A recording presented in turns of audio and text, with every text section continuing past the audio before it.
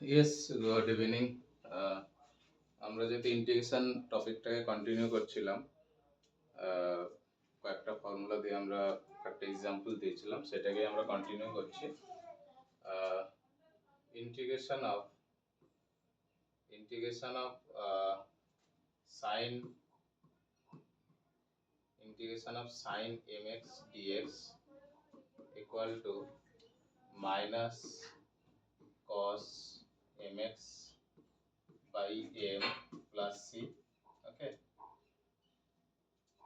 Okay. So যদি এটার একটা এক্সাম্পল দিই, তাহলে এরকম একটা এক্সাম্পল হতে পারে sin of 6x dx equal to minus cos 6x by 6 plus c, এরকম হতে পারে। তো আর একটা formula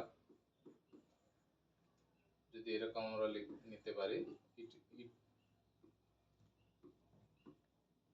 integration of e to the power mx dx equal to e to the power mx by m plus c।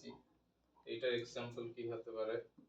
Suppose e to the power 7x dx equal to e to the power 7x by 7 plus c। এরকম ভাবে আমাদের ইন্টিগ্রেশনটা আছে। ওকে, thank you everyone.